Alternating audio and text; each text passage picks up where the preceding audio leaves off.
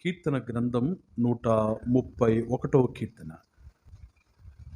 131 కీర్తన యాత్రా కీర్తన దావీదుది. యెహోవా, నా హృదయము అహంకారము గలది కాదు, నా కన్నులు మీదు చూచినవి కావు. నాకు అందని వాటి అందైనను గొప్ప వాటి అందైనను నేను అభ్యాసము చేసుకొనటలేదు. నేను నా ప్రాణమును నిమ్మలపరుచుకొని ఉన్నాను, సముదాయించుకొని ఉన్నాను. చనుపాలు విడిచిన పిల్ల తన తల్లి యొద్ద ఉన్నట్లు, చనుపాలు విడిచిన పిల్ల ఉన్నట్లు నా ప్రాణము నా యొద్ద ఉన్నది. ఇశ్రాయేలు, ఇది మొదలుకొని నిత్యము యెహోవా మీదనే ఆశ పెట్టుకొనుము.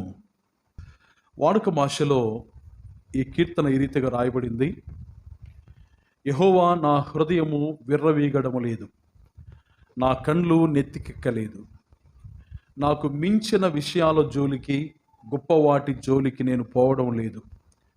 నా ప్రాణానికి నెమ్మది అలవరుచుకున్నాను, దానిని అదుపులో ఉంచుకున్నాను.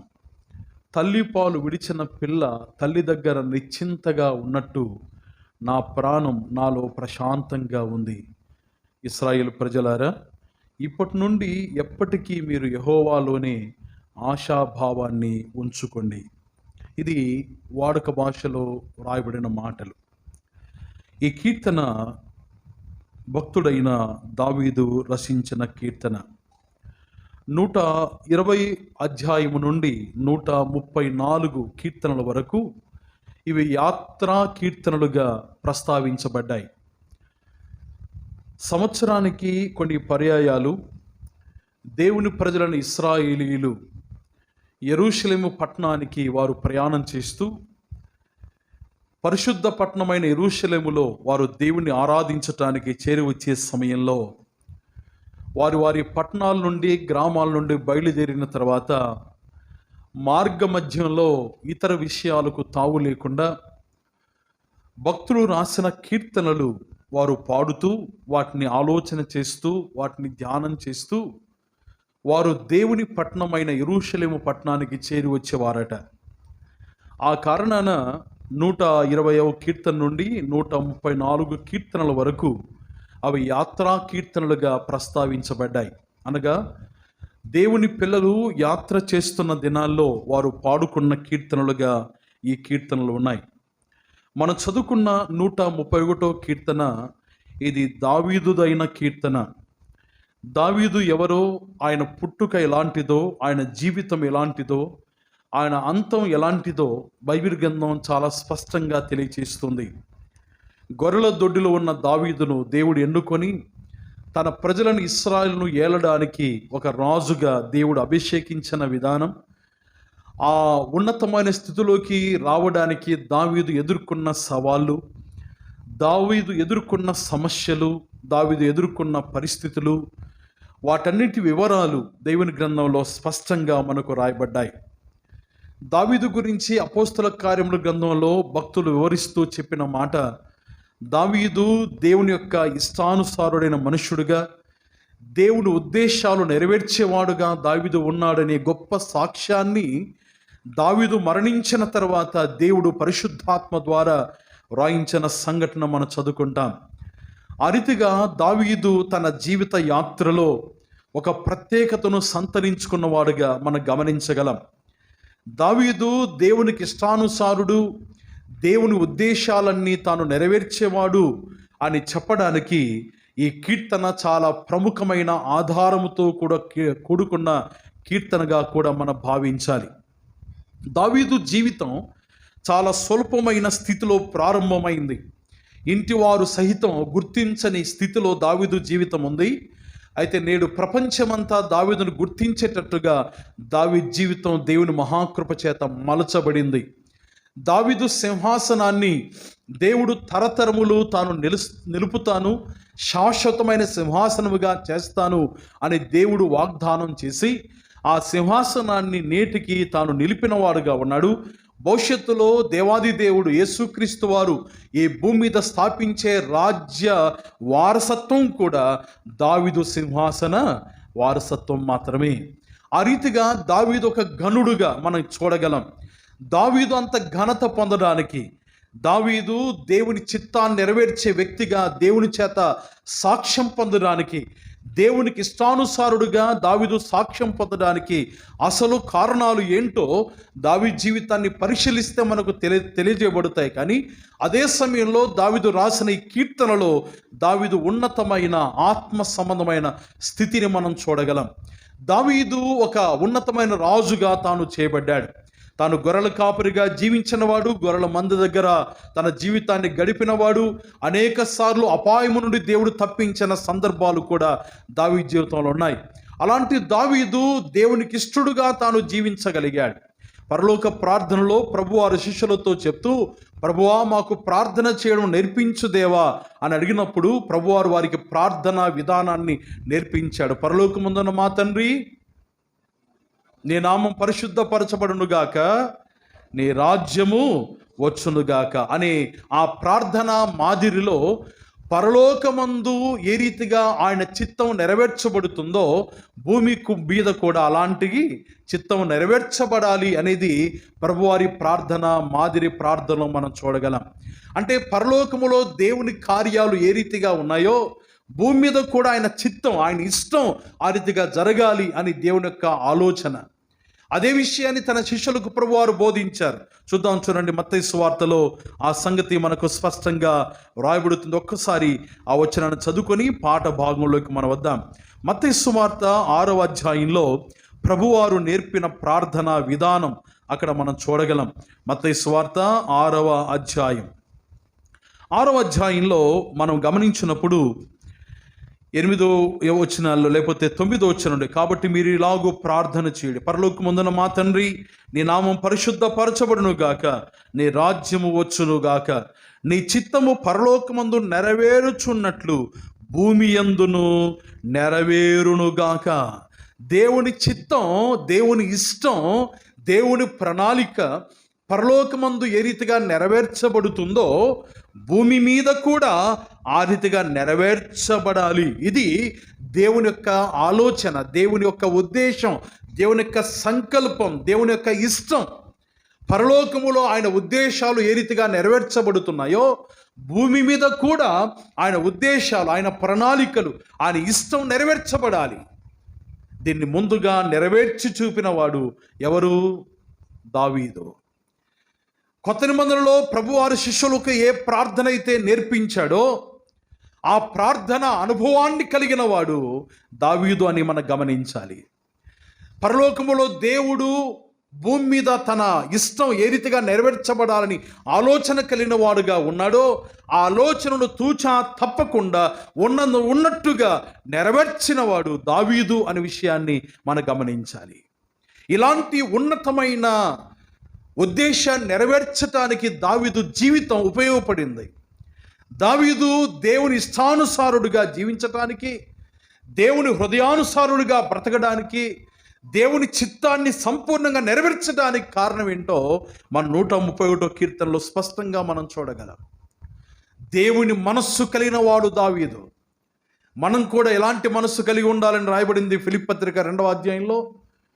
క్రీస్తు యేసు కలిగిన ఈ మనస్సును మీరును కలిగి ఉండండి. ఎవరు మీరు అంటే ఎవరైతే ఆయన యందు విశ్వాసం ఉంచారో వారందరూ కలిగి ఉండవలసిన మనస్సు క్రీస్తు యేసు మనస్సు. గమనించండి ప్రియులారా, దావీదు మనస్సు, దావీదు అంతరంగం స్పష్టంగా తెరవబడిన పుస్తకముగా కనబడుతున్న అధ్యాయం ఈ అధ్యాయం 131వ అధ్యాయం. చాలామంది అంటారు నా జీవితం తెరవబడిన పుస్తకం అంటుంటారు. నిజంగా తెరవబడిన పుస్తకమేనా?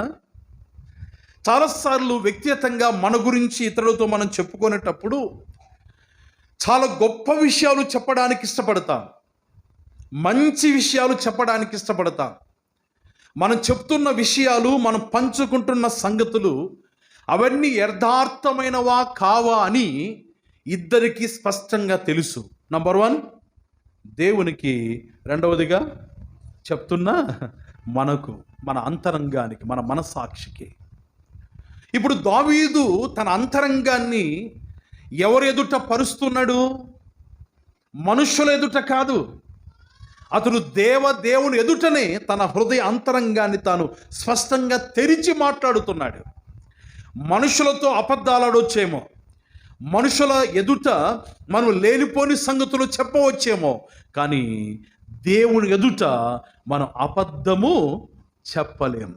ఒకవేళ అబద్ధము చెప్పినా అది అబద్ధముగా దేవుడు ఎరిగినవాడుగా ఉన్నాడు. మనుషులు ఎరగరు, మనుషులు ఎరగలేరు, మనుషులకు మన అంతరంగం తెలియదు. కానీ దేవుడు మన అంతరంగాన్ని, అందులోని సమస్తాన్ని ఆయన ఎరిగినవాడుగా ఉన్నాడు. మన ఊహ కూడా ఆయనకు తెలుసు. అలాంటి ఉన్నతమైన దేవుని ఎదుట దావీదు చేస్తున్న ప్రార్థన, దావీదు కీర్తన ఏ రీతిగా ఉందో మనం వరుసగా గమనిద్దాం. చూడండి, ఇది చూడడానికి చిన్న కీర్తనగా కనబడుతుంది. కేవలం 3 వచనాలు. ఇది 3 వచనాలు, కానీ చాలా పెద్ద అర్థముతో కూడుకున్న, శ్రేష్టమైన అర్థముతో కూడుకున్న కీర్తనగా దీన్ని మనం గ్రహించాలి. ఇది చదవడానికి చిన్న కీర్తన, కానీ ఇందులో దావీదు పెద్ద మనసు కనబడుతుంది.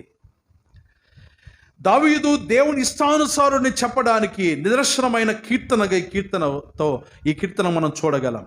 ఇవి దేవునితో తాను చెప్తున్న సంగతులు, ఇది మనుషులతో చెప్తున్న సంగతులు కాదు. ఇందులో మూల వచనం ఏంటంటే 2వ వచనం. ఈ కీర్తనకు 3 వచనాల్లో ఒక మూల వచనం. ప్రతి అధ్యాయానికి బైబిల్ గ్రంథంలో ఒక మూల వచనం ఉంటుంది. అది మొదట మనం గమనిస్తే ఆ అధ్యాయం అంతా మనకు పూర్తిగా అర్థమవుతుంది. చాలాసార్లు మనకు మూలం తెలియక ఆ అధ్యాయాన్ని కానీ అంశాన్ని కానీ మనము చాలా సాదాసీదాగా భావిస్తూ ఉంటాం.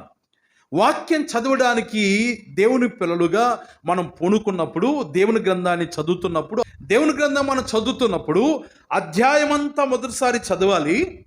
అధ్యాయమంతా చదివి అందులో ప్రముఖమైన వచనం ఏంటో మనం గుర్తుపట్టాలి. ఉదాహరణకు యోహాను సువార్త 15వ అధ్యాయం, అందులో ప్రముఖమైన వచనం ఏంటి? నేనే నిజమైన ద్రాక్ష. అది ప్రముఖమైన వచనం. యోహాను సువార్త 10వ అధ్యాయంలో నిజమైన మూల వచనం ఏంటి? నేను గొర్రెలకు మంచి కాపరిని. అది మూల వచనం. కీర్తన గ్రంథం 23వ అధ్యాయంలో మూల వచనం ఏంటి? యెహోవా నా కాపరి.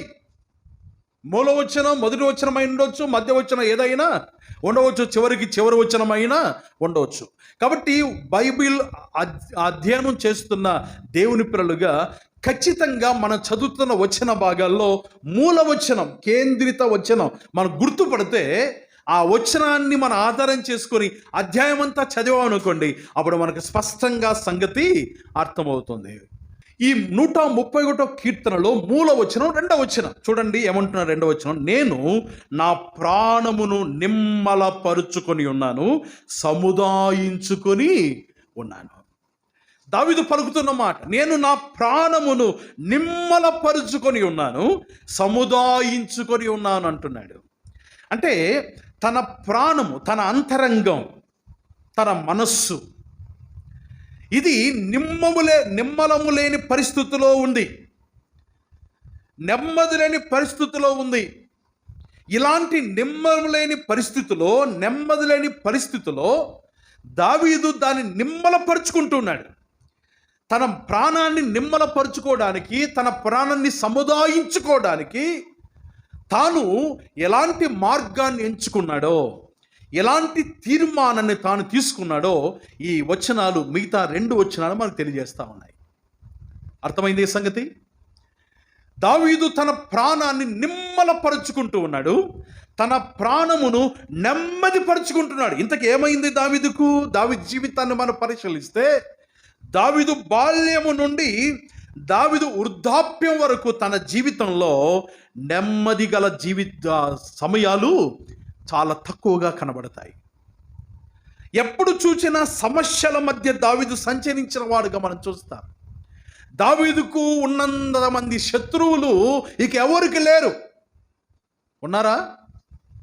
దావీదుకు శత్రువులు ఎక్కడి నుంచి ప్రారంభమయ్యారు? ఏ దేశం నుండి ప్రారంభమయ్యారు చెప్తారా? దావీదుకు శత్రువులు ఏ దేశం నుండి ఎక్కడి నుంచి ప్రారంభమయ్యారు? ఇంట్లోనే ప్రారంభమయ్యారు కదండి. ఇంట్లోనే శత్రుత్వం ప్రారంభమైంది. ఇంట్లోనే శత్రువులు ఉన్నారు, సమాజములో శత్రువులు ఉన్నారు, రాజ్యములో శత్రువులు ఉన్నారు, ఆ పొలములో శత్రువులు. ఎక్కడికి పోయినా దావీదుకు శత్రువులే. నిమ్మలము లేని జీవితము దావీదుది, నెమ్మది లేని బ్రతుకు దావీదుది. ఉదయకాల సమయంలో మీ జీవితాలు కూడా ఆ రీతిగా ఉన్నాయా? నెమ్మది లేకుండా ఉన్నారా? నిమ్మలం అనేది, ప్రశాంతత అనేది లేకుండా ఉన్నారా? వాడుక భాషను మనం చదువుకున్నాం, నా ప్రాణానికి నెమ్మది అలవరుచుకున్నాను, దాన్ని అదుపులో ఉంచుకున్నాను అంటున్నాడు దావీదు. ప్రాణము నెమ్మదిగా ఉంచుకోవడానికి దావీదు ప్రయత్నం చేశాడు. ఆ రీతిగా తాను నెరవేర్చుకున్నాడు ఆ కార్యాన్ని. మన జీవితాల్లో మనం నెమ్మదిగా నిమ్మలంగా ఉండాలంటే ఏం చేయాలి? మన ప్రవర్తన చాలా ప్రాముఖ్యమైనది. మన ప్రాణము నెమ్మదిగా ఉండాలంటే మన హృదయం నెమ్మదిగా ఉండాలి. మన హృదయములో మనము కలిగి ఉన్న తీరు, మన అంతరంగ ప్రవర్తన మనము నెమ్మది కలిగి ఉండడానికి, నిమ్మలము కలిగి ఉండడానికి దోహదపడుతుంది.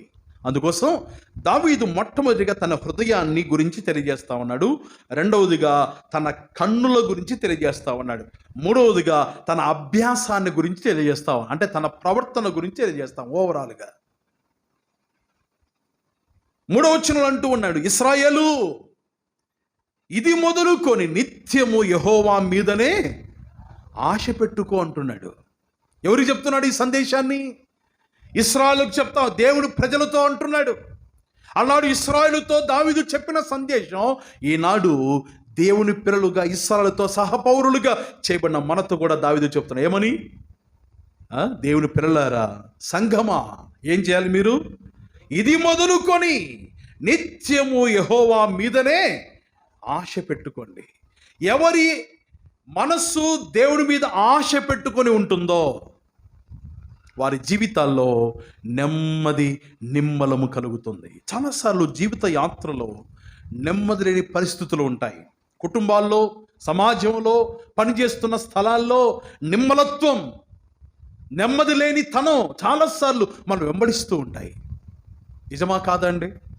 గందరగోళ పరిస్థితులు, మనసును, అంతరంగాన్ని ఉక్కిరి బిక్కిరి చేసే సంఘటనలు, పరిస్థితులు మనల్ని ఇబ్బంది పెడతా ఉంటాయి. అలాంటి పరిస్థితిలో మనం నిమ్మలపరుచుకోవాలి, మనం నెమ్మదిగా ఉండాలి. ఎప్పుడు మనం నెమ్మదిగా ఉండగలమంటే 3వ వచనంలో చెప్పబడిన మాట, మనం నిత్యము ఎవరి మీద ఆశ పెట్టుకొని ఉండాలి? దేవుని మీదనే ఆశ పెట్టుకొని ఉండాలి. ఆశ ఉంటే దృష్టి అంతా దేని మీద ఉంటుంది? ఆశ ఉంది, ఆలోచన అంతా దేని మీద ఉంటుంది? దృష్టి అంతా దేని మీద ఉంటుంది? ఏ దాని మీదే ఆశపడుతున్నామో దాని మీదనే ఉంటుంది, దాని మీదనే చూపంతా ఉంటుంది, దాని మీదనే మన ఆలోచన అంతా ఉంటుంది. దానికి తప్పి మనం ఆలోచించాం. దృష్టంతా ఆశ దేని మీద అయితే పడుతున్నామో దాని మీదనే ఉంటుంది. ఎవరి మీద ఆశ పెట్టుకోవాలండి? దేవుని మీద ఆశ పెట్టుకోవాలి. ఆశ, దోష, ఏమంటారు? ఆశ, దోష, ఆపడం కదండి. ఎవరిని ఎగతాళి చేసినప్పుడు ఈ మాట, ఆశ, దోష, ఆపడం అంటే అర్థం ఏంటి? నీ ఆశ దోష అనుకున్నావు, అది ఏమైంది? ఆపడం అయింది అని. దేవుని పిల్లలారా, మన ఆశ దేవుని మీద పెట్టుకుంటే అది దోష కాదు, అప్పడం కాదు, ఆశ ఆశగానే నెరవేర్చబడుతుంది. చాలాసార్లు దేవుని పిల్లలకు ప్రభు నమ్మిన తర్వాత ఆశలు ఉంటాయా, ఉండవా? అంతకంటే ముందు ఒక ప్రశ్న, ఉండాలనా, ఉండకూడదా? ఆశలు ఉండాలని లేదండి? ఉండాలి. ఆశ ఉండాలి. ఆశ నెరవేర్చబడ్డానికి ఎవరి మీద ఆశ పెట్టుకోవాలి? ఆశను నెరవేర్చే దేవుని మీద మనం ఏం పెట్టుకొని ఉండాలి? ఆశ పెట్టుకొని ఉండాలి. ఆశతో కనిపెట్టిన వారి ఆశ తప్పకుండా నెరవేర్చేవాడు మన దేవుడు. నీతిమంతుల ఆశ ఏం కానేరదండి? భంగము కానేరదు. నీతిమంతులు ఏదైతే ఆశిస్తారో అది తప్పకుండా నెరవేర్చబడుతుంది. ఇప్పుడు ప్రశ్న ఏంటంటే, మనకందరికీ మనం చాలా ఆశిస్తున్నాం, కానీ నెరవేర్చబడుతున్నాయా? నీతిమంతుల ఆశ మన నీతిమంతులమా కాదా? ఎవరైనా నీతిమంతులు లేరా ఇక్కడ? మీరు అనొచ్చు, రోమపత్రిక 3వ అధ్యాయం ఏముంది? నీతిమంతులు లేడు, ఒక్కడు లేడు. ఎవరికి ఆ మాట? నమ్మని వారికి. నమ్మిన వారందరూ నీతిమంతులుగా మనం తీర్చబడ్డాం క్రీస్తు యేసు రక్తము ద్వారా. ఇంకా తీర్చబడకపోతే ఇదే మిక్కిలి అనుకూలమైన సమయం, ఇదే రక్షణ దినం. నీతిమంతులుగా తీర్చబడండి. నీతిమంతులుగా తీర్చబడి ఆశపడ్డాం అనుకోండి, దేవుడు తప్పకుండా నెరవేరుస్తాడు. నీతిమంతుడు దేని విషయాల మీద ఆశ పెట్టుకుంటాడు? నీతి విషయాల మీదనే ఆశ పెట్టుకుంటాడు.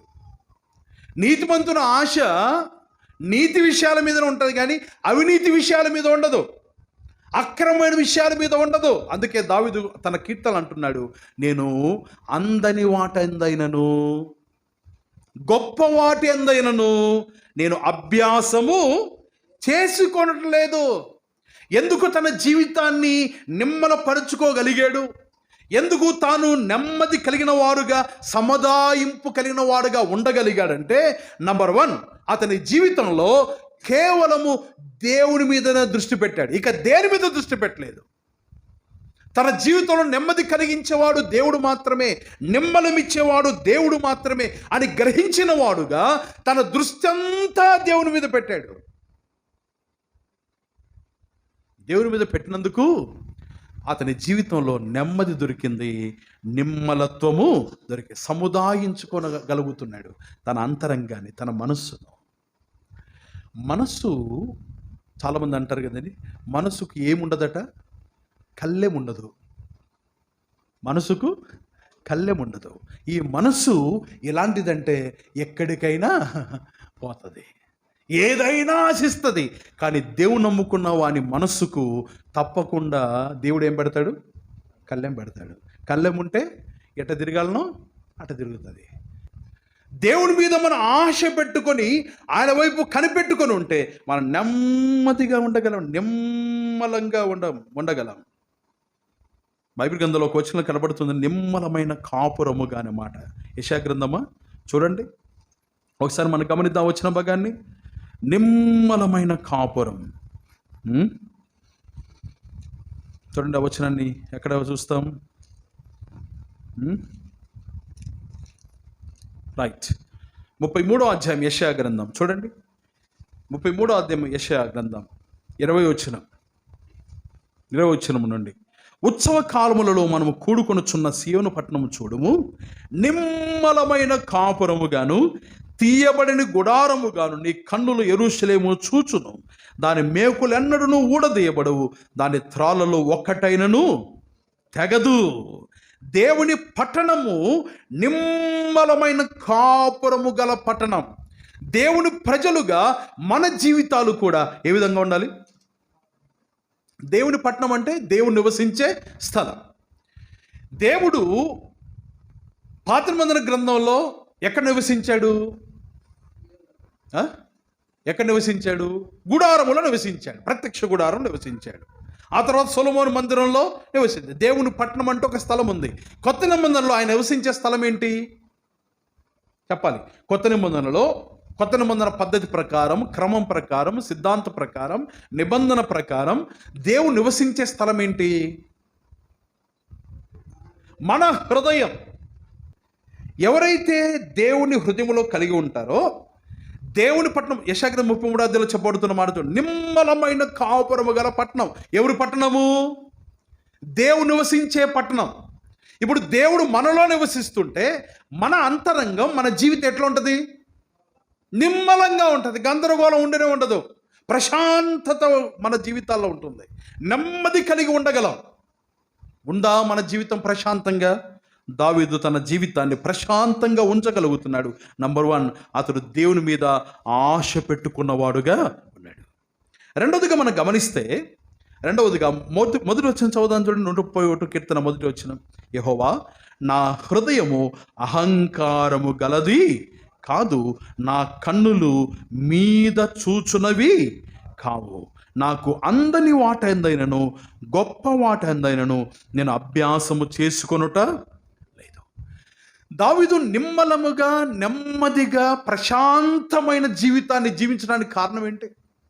ఇప్పుడు దావీదు ప్రాణానికి ఏం దొరికింది? విశ్రాంతి, నిమ్మలం దొరికింది.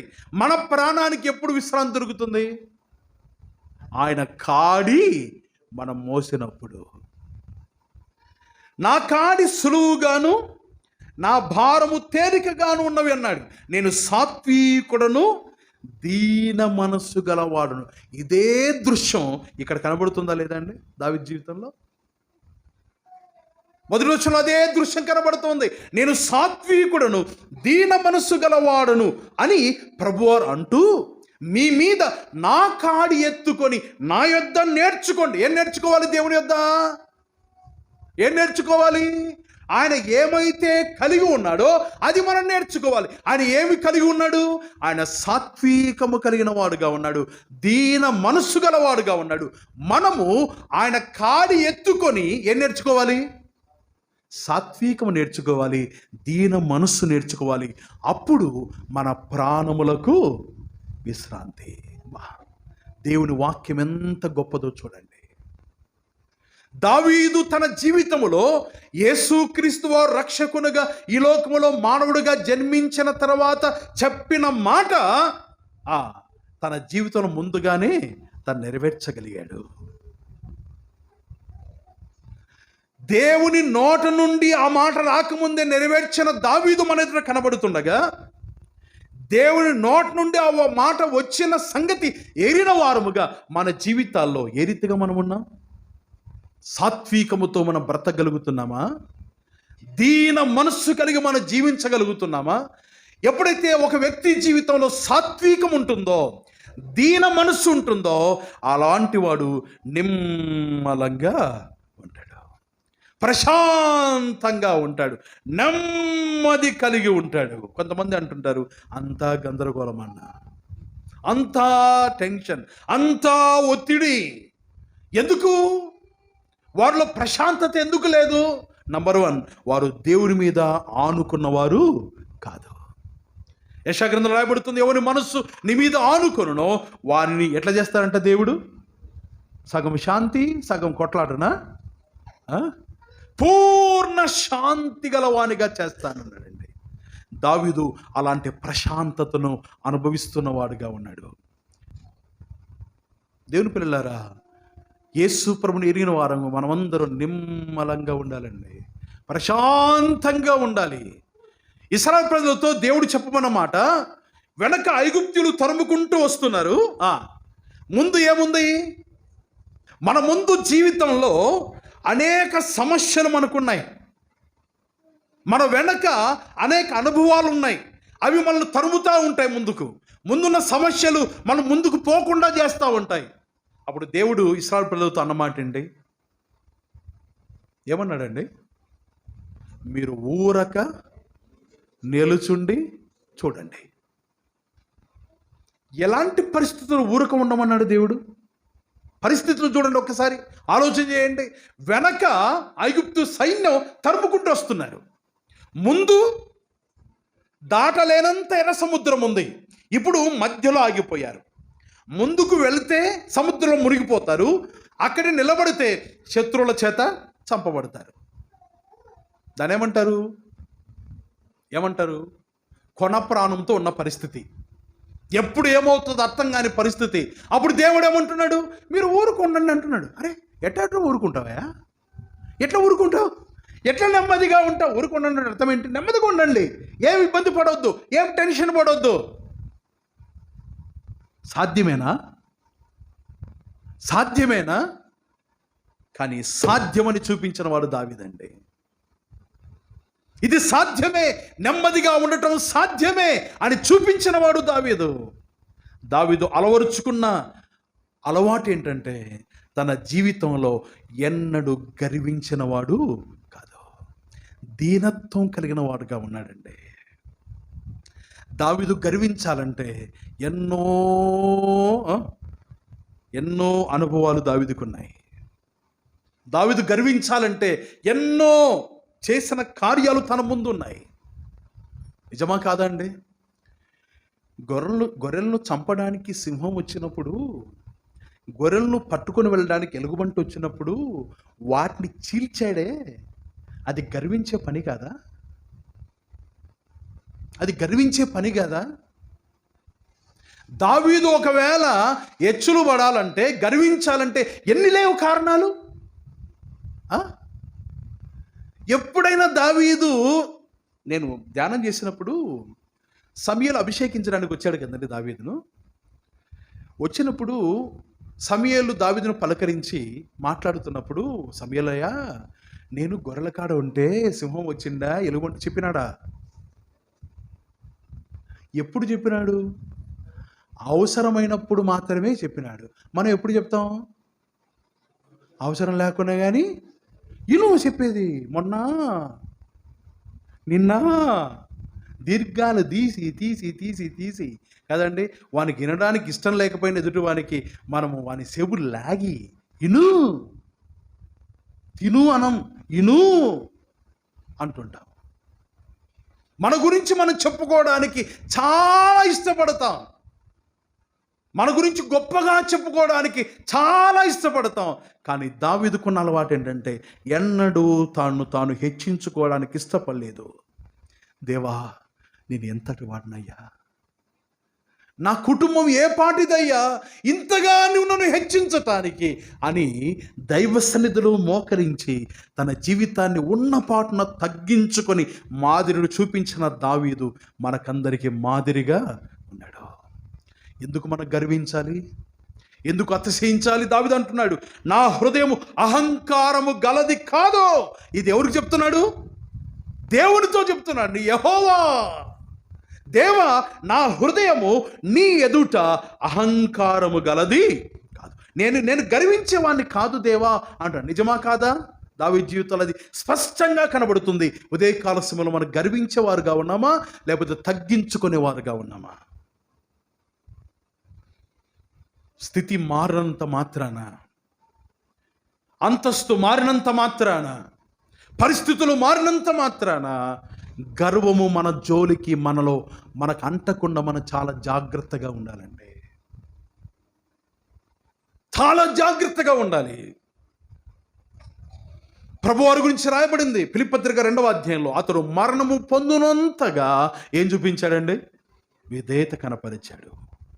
ఆయన యెరూషలేములో ప్రవేశించేటప్పుడు గాడిద మీద కూర్చొని తాను వెళుతున్నప్పుడు అక్కడ రాయబడిన మాట, అతను సాత్వికుడై దీన మనస్సు గలవాడై అనే మాట కనబడుతుంది కదండి. యేసు ప్రభువారు గర్వించడానికి ఎన్ని కారణాలు లేవు? ఎంతమందిని బాగు చేయలేదు? ఎంతమందిని నోటి మాట చేత స్వస్థపరచలేదు? ఎంతమందిని తాకి ఆయన రోగాలు బాగు చేయలేదు? చనిపోయిన వారిని సహితం నోటి మాట చేత లేపాడు కదా. ఎన్నడైనా యేసుక్రీస్తు వారు నేను ఫలాని కార్యం చేశాను, నన్ను మీరు గణపరచండి అన్నాడా? ఎందుకు మనకంత గర్వం? మన గురించి చెప్పుకోవడానికి, గొప్పలు చెప్పుకోవడానికి ఎందుకు మనం ప్రయాసపడుతున్నాం? తగ్గించుకుందాం, సాత్వికులమై ఉందాం, దీన మనస్సు కలిగిన వారుగా ఉందాం. అప్పుడు నెమ్మదిగా ఉంటాం, నెమ్మదిగా ఉంటాం, నిమ్మలము కలిగి ఉంటాం. గర్వం హృదయం అనేది దేవునికి ఇష్టం కానిదండి. సామెతల గ్రంథం తెరవండి, ఒక వచనం చదువుదాం. సామెతల గ్రంథం 6వ అధ్యాయం 16 నుండి 19 వరకు మనం చదివితే అక్కడ ఒక శ్రేష్టమైన మాట కనబడుతుంది చూడండి. సొలొమోను జ్ఞాన వచనాల్లో కనబడుతున్న మాట. సామెతల గ్రంథం 6వ అధ్యాయం 16, యెహోవాకు అసహ్యములైనవి 6 గలవు, 7 ఆయనకు హేయములు. అంటే కింద చెప్తున్న ఈ సంగతులన్నీ దేవునికి అసహ్యములైనవి, 7వది కూడా హేయమైనది. ఏమేమి ఉన్నాయి చూడండి. 17 అవి ఏమనగా, నంబర్ 1 అహంకార దృష్టి. నంబర్ 1 అదే చెప్పాడు, అహంకార దృష్టి. అంటే వారి కన్నుల్లో ఏముంటుంది? గర్వం ఉంటుంది. ఆ గర్వం ఉన్న వాని కన్నులు ఎక్కడున్నట్టు? నెత్తి మీద ఉన్నట్టు. సామెతల గ్రంథం 30వ అధ్యాయంలో ఒక తరం గురించి రాబడింది. అది కన్నులు నెత్తికెక్కిన వాని తరం. ఎందుకు గర్వించాలి? దేని బట్టి గర్వించాలి? కొంతమంది ఇదే సామెత గ్రంథం రాయబడింది ఒక మాట చూడండి, ఆ వచనాన్ని కూడా మనం చదువుదాం. వారు ఏం చేస్తారో, కీర్తన గ్రంథం, క్షమించారు, కీర్తన గ్రంథం 20 అధ్యాయం తెరవండి. కీర్తన గ్రంథం 20 అధ్యాయం, కీర్తన గ్రంథం 20 అధ్యాయం 20 కీర్తనలో ఒక మాట కనబడుతుంది ఈ రీతిగా. 20 కీర్తన 7వ వచనం. కొందరు రథములను బట్టియు కొందరు గుర్రములను బట్టియు అతిశయపడుదురు. కదండి, కొందరు రథాలంటే 4 వీలర్ అంటే కార్లు, గుర్రాలంటే చెప్పండి బండ్లు, 2 వీలర్స్ అంటే గుర్రాల మీద ఒక్కడే పోతాడు, లేకపోతే ఇద్దరు పోవచ్చు. రథాల మీద 4 పోవచ్చు. కారు ఉందంటే చాలు, ఎంత గర్వమో. బండి ఉందంటే చాలు, ఎంత గర్వమో. రాయబడుతున్న మాట, కొందరు రథములు బట్టి కొందరు గుర్రములు బట్టి అతిశయపడుదురు, మనమైతే మన దేవుడైన యెహోవా నామమును బట్టి అతిశయపడుతాము. దేవునామునికి మహిమ కలుగును గాక. దేని బట్టి గర్విస్తున్నాం? దేవుని బట్టే, మనకున్న వస్తు సంపదను బట్టే. ధనాన్ని బట్టి గర్వించే వాళ్ళు ఉన్నారండి. ధనం ధనం ధనం కదా, డబ్బు ఈరోజు ఉంటుంది, రేపోతుంది. దేన్ని బట్టి గర్వించకూడదండి, మన కేవలం ప్రభుని బట్టి. దావీదు తన జీవితంలో నా హృదయం అంటున్నాడు, నా హృదయము అహంకారము గలది కాదు అంటూ ఆ చివరి వచ్చిన చెప్తున్నా. మొదటి వచ్చిన చివరి భాగంలో మనం గమనిద్దాం. చూడండి, ఆ వచ్చిన భాగాన్ని చదువుకొని ముగించుకుందాం. 131వ కీర్తనలో ఆ సంగతి చాలా బాగుంది. చూద్దాం. చూడండి, నా కన్నులు మీదు చూచినవి కావు, నా కన్నులు నెత్తికెక్కినవి కావు. అందరిని నేను చూస్తాను, అందరినీ పలకరిస్తాను. కొంతమంది పలకరి పెట్టుంటారంటే పలకరిస్తేనే పలకరిస్తారు, మాట్లాడితేనే మాట్లాడతారు. అంటే వాళ్ళ కన్నులు ఎట్టుంటాయంటే పైన ఉంటాయి, ఎవరు కనపడరు. దేన్ని బట్టి గర్విస్తున్నాం మనం? దావీదు అంటున్నాడు, అహంకార హృదయం నాకు లేదు దేవా. దేవుని ఎదుట చెప్పగలుగుతున్నాడండి. మనం చెప్పగలమా దేవుని ఎదుట? దేవా, నాకు అహంకారం లేదయ్యా, నాకు అహంకారం లేదయ్యా, నాకు దీన మనసు ఉందయ్యా. అలాంటి స్థితిలోకి మనం రావాలండి. దావీదు అంటున్నాడు, నాకు అందని వాటందైనను, గొప్ప వాటందైనను నేను అభ్యాసము చేసుకుంటలేదు. నాకు అందని వాటి విషయంలో నాకెందుకు పని? అందే వరకు చాలు నాకు. అందుకే లోకంలో సామెత అంటారు, ఆ మంచం ఉన్నంత వరకే అంతే కదండి. మనం అందరి వాటి మీద మనం ఎక్కువ దృష్టి పెట్టకూడదండి. కొన్నిసార్లు మన కోరికలు, మన ఆశలు ఎట్టు ఉంటాయంటే, ఇప్పుడే మనం కోటీశ్వరం కావాలంటాడు, ఇప్పుడే అన్ని రావాలంటాం కదండి. త్వరగా ఎదిగేది ఏదైనా ఏం చేస్తుంది? నష్టం కలిగిస్తుంది.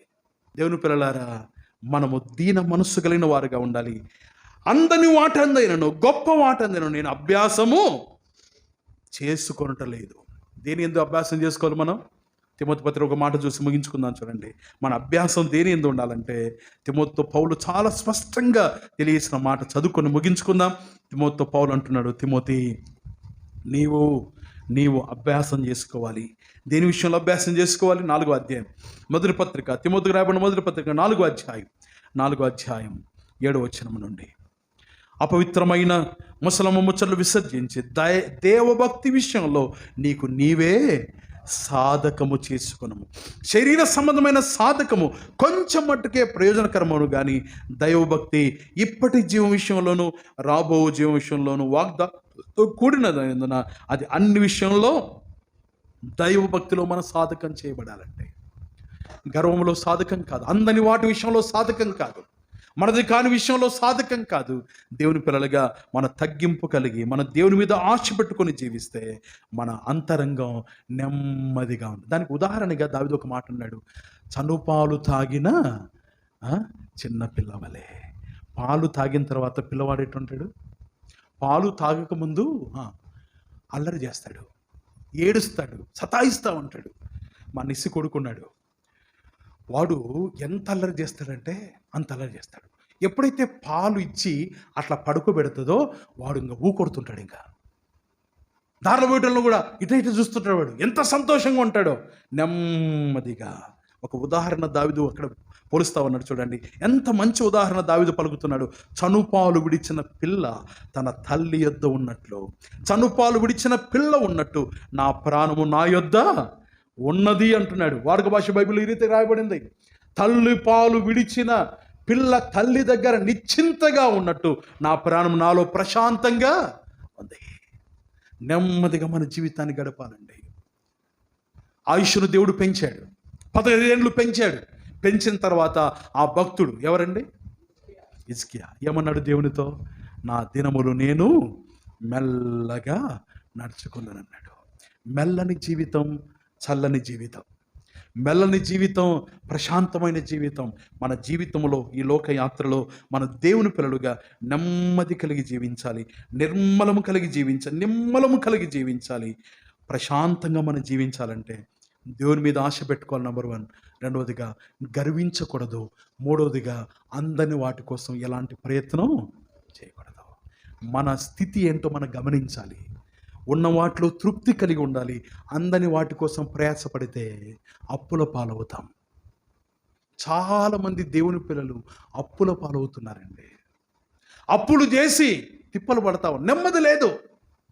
ఎందుకు అప్పులు పాలవుతున్నారంటే అందని వాటి కోసం ప్రయాసపడుతున్నారు. అందని వాటి కోసం ప్రయాసపడితే అప్పులు చేయాల్సిందే. ఉన్న వాటితో తృప్తి పడితే అప్పులు అవసరం లేదు. దేవుని పిల్లలారా, నెమ్మది కలిగి జీవిద్దాం. ఇది మొదలుకొని నిత్యము యెహోవా మీదనే ఏం పెట్టుకోవాలి? ఆశ పెట్టుకుని తల వంచండి, ప్రార్థన చేద్దాం. దేవుడు మనందరితో మాట్లాడి ఉంటుండగా ఒకసారి మనంతరంగానే పరీక్షించుకుందాం. మనం ఏ రీతిగా మన జీవితాన్ని గడపగలుగుతున్నాం? దేవుని పిల్లలుగా శ్రేష్టమైన జీవితాన్ని గడుపుతున్నామా? లేకపోతే మన జీవితం గందరగోళంగా ఉందా? నెమ్మది లేని పరిస్థితుల్లో కుటుంబ జీవితాలు ఉన్నాయా? వ్యక్తిత్వ జీవితాలు ఈ రీతిగా ఉన్నాయి. దావీదు అంటున్నాడు, నా హృదయాన్ని, నా ప్రాణము నిమ్మలపరుచుకొని ఉన్నాను, ప్రశాంతంగా నా జీవితాన్ని జీవించగలుగుతున్నాను. అతను అవలంబించిన 3 సంగతులు ఉన్నాయి. దేవుని మీద ఆశ పెట్టుకున్నాడు. ఏ విషయంలో గర్వించకుండా, తన అందని వాటి విషయంలో తాను అభ్యాసం చేయకుండా ఉన్న వాటితో తృప్తి కలిగి ఉన్నాడు. ఆ విధంగా జీవించినప్పుడు నిమ్మలము కలిగిన జీవితం, నెమ్మది కలిగిన జీవితం, సమాధానంతో కూడుకున్న జీవితం, ఆనందకరమైన జీవితాన్ని గడపగలం. దావీదు అనుభవం మనకు నేర్పిస్తుండగా ఆ రీతిగా మనం కూడా జీవిద్దాం. ప్రియ తండ్రి, మీ నామానికి స్తోత్రాలు. మీరు అందించిన మాటలను బట్టి మిమ్మల్ని స్తుతిస్తున్నాం. మాటలు మా హృదయాలు స్థిరపరచండి. నెమ్మది కలిగి, నిమ్మలము కలిగి, సంతోషముగా ఈ లోకంలో జీవితాన్ని గడపడానికి మీ యందు మాత్రమే అతిశయించేవారుగా ఉండి, ఏ విషయంలో మేము వ్యక్తిగతంగా గర్వించేవారంగా కాకుండా మిమ్మల్ని మాత్రమే గణపరిచేవారుగా ఉండి, హెచ్చు వాటి ఎందు కాకుండా తగ్గు వాటి ఎందు మేము దృష్టి పెట్టి, అందని వాటి విషయంలో అభ్యాసం చేసుకోకుండా ఉన్న వాటి విషయంలో తృప్తి పొంది జీవిస్తూ మీ మీద ఆశ పెట్టుకొని బ్రతకడానికి, మేము జీవించడానికి మీరు సహాయించవలసిందిగా వేడుతున్నాం.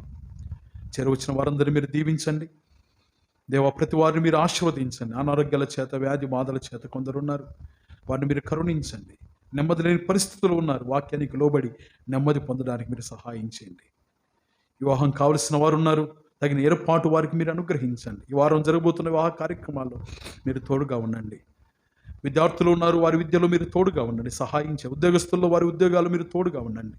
కష్టపడి కుటుంబాలు పోషించుకుంటున్న కూలి పని వారు ఉన్నారు, వారి కష్టార్జితాన్ని మీరు దీవించండి.